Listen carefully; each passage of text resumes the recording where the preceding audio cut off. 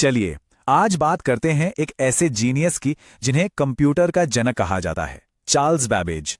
एक ऐसा इंसान जिसने एक ऐसे भविष्य को देखा जो उसके अपने समय से समझिए कि 100 साल आगे था। तो आखिर कैसे, आइए जानते हैं।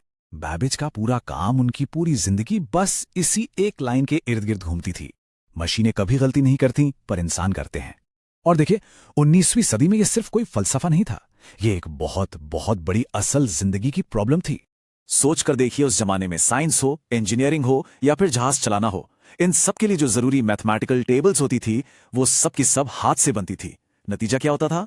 बस इंसानी गलतियां, छोटी बड़ी हर तरह की गलतियां, और इन गलतियों के नतीजे कभी कभी बहुत खतरनाक भी हो सकते थे। बैबेज इसी प्रॉब्लम को जड़ से उखाड़ फेंकना चाहते थे। तो इस बहुत बड़ी समस्या से निपटने के लिए उन्होंने अपनी पहली कोशिश की।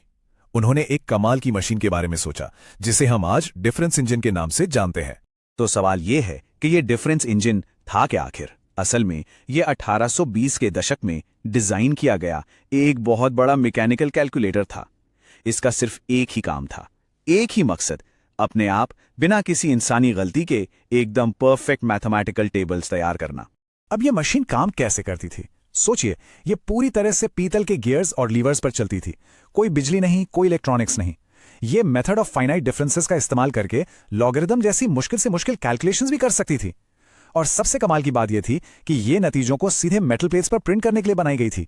मतलब हिसाब किताब में तो गलती होगी नहीं, लिखने में भी गलती की कोई गुंजाइश नहीं थी। लेकिन जैसा अक्सर बड़े सपनों के साथ होता है, बैबेज का यह सपना भी अपने वक्त से बहुत आगे था। देखिए, इस मशीन को बनाने के लिए जिस लेवल की परफेक्शन वाले पुर्जे चाहिए थे, उस जमाने की टेक्नोलॉजी से उन्हें बनाना नामुमकिन सा था। तो हुआ ये कि सालों की मेहनत और बहुत सारे पैसे खर्च होने के बाद टेक्निकल और फाइनेंशियल मुश्किलों की वजह से ब्रिटिश सरकार ने फंडिंग रोक दी, और वो कमाल की मशीन वो कभी पूरी बनी नहीं पाई। पर कहानी यहां खत्म नहीं होती। 100 साल से भी ज्यादा गुजर गए और फिर 1991 में लंदन के साइंस म्यूजियम ने बैबेज के उन्हीं ओरिजिनल डिजाइन्स को उठाया और उस मशीन को बनाया। और जानते हैं क्या हुआ? उसने एकदम परफेक्ट काम किया, बिल्कुल वैसा जैसा बैबेज ने सोचा था। इससे यह साबित हो गया कि बैबेज का आइडिया बिल्कुल सही था, बस टेक्नोलॉजी को उन तक पहुंचने में वक्त लग गया। डिफरेंस इंजन पर काम चल ही रहा था कि बैबेज के दिमाग में एक और भी बड़ा और भी जबरदस्त आइडिया आया। एक ऐसा आइडिया जो सिर्फ कैलकुलेशन तक ही सीमित नहीं था, बल्कि कंप्यूटिंग का पूरा भविष्य लिखने वाला था।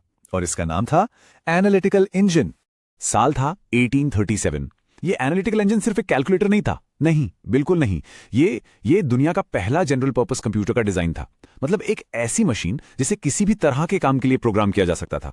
ये एक जबरदस्त वैचारिक छलांग थी। उनकी सोच कितनी आगे थी, इसका अंदाजा इस बात से लगाइए कि यह मशीन आज के कंप्यूटर का एक तरह से ब्लूप्रिंट ही थी। देखिए, उनकी मशीन में एक मिल था, जिसे आज हम सीपीयू यानी प्रोसेसर कहते हैं। यह कैलकुलेशन करता था। फिर था स्टोर, जो आज की मेमोरी या रैम है, जहां डेटा रखा जाता है।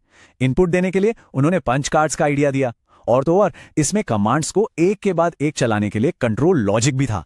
मतलब पूरा का पूरा कंप्यूटर ही तो था। हाँ, लेकिन बैबेज इस सफर में अकेले नहीं थे। उनके साथ कुछ बहुत अहम लोग थे और उनके कुछ और सिद्धांत भी थे जिनका बड़ा योगदान रहा। और इन लोगों में सबसे जरूरी नाम है एक बहुत ही टैलेंटेड मैथमेटिशियन, एडा लवलेस का। एडा ने बैबेज के काम की असली ताकत को समझा, एक ऐसे नजरिए से देखा जो शायद खुद बैबेज ने भी नहीं सोचा था। एडा लवलेस ही वो पहली इंसान थी जिन्होंने ये समझा कि एनालिटिकल इंजन सिर्फ नंबर जोड़ने घटाने से कहीं बढ़कर है। उन्होंने उस मशीन के लिए पहला एल्गोरिथम लिखा, और इसी वजह से आज हम उन्हें दुनिया की पहली कंप्यूटर प्रोग्रामर मानते हैं। वैसे बैबेज का दिमाग सिर्फ कंप्यूटर में ही नहीं चलता था। उन्होंने फैक्ट्रियों में काम को और बेहतर बनाने के लिए डिवीजन ऑफ लेबर जैसे जरूरी सिद्धांत भी दिए। और उन्होंने रेलवे सेफ्टी के लिए काऊ कैचर का भी आविष्कार किया। ये वही चीज है जो ट्रेन के आगे लगी होती है, ताकि पटरी पर कोई जानवर या रुकावट आए तो उसे हटा सके। तो आखिर चार्ल्स बैबेज की विरासत क्या है? अगर हम देखें तो ये एक ऐसे इंसान की कहानी है जिसकी सोच, जिसकी नजर उस जमाने की टेक्नोलॉजी से 100 साल आगे दौड़ रही थी। ये देखना सच में हैरान करने वाला है। जरा सोचिए, 1837 में बैबेज क्या सोच रहे थे? एक मशीन जो इनपुट ले, डेटा को स्टोर करे, उसे प्रोसेस करे और फिर आउटपुट दे। और आज के सबसे एडवांस कंप्यूटर का बेसिक सिद्धांत भी तो यही है ना? कमाल की बात। टेक्नोलॉजी बदल गई, सब कुछ बदल गया, लेकिन वो जो कोर आइडिया था वो आज भी वही है। हाँ, ये सच है कि अपनी जिंदगी में उन्हें वो पहचान नहीं मिली जिसके वो हकदार थे, पर इतिहास ने उनके काम को पूरा सम्मान दिया। वो रॉयल एस्ट्रोनॉमिकल सोसाइटी के को फाउंडर थे। कैम्ब्रिज में उन्हें वही ल्यूकेशन प्रोफेसर की कुर्सी मिली जिस पर कभी सर आइजैक न्यूटन बैठे थे और बाद में स्टीफन हॉकिंग। इतना ही नहीं, चांद पर एक क्रेटर का नाम भी उनके सम्मान में बैबेज रखा गया है। और अब एक बहुत ही हैरान करने वाली बात, आज अगर लंदन के साइंस म्यूजियम जाएं तो वहां ना सिर्फ उनकी उन कमाल की मशीनों के कुछ हिस्से देखने को मिलेंगे, बल्कि उनका आधा दिमाग भी वहां संभाल कर रखा गया है। वाकई एक जीनियस दिमाग का सच्चा सबूत। आखिर में बैबेज की कहानी हमें एक बहुत जरूरी सबक सिखाती है। उनके विजन को हकीकत में बदलने के लिए टेक्नोलॉजी को 100 साल लग गए।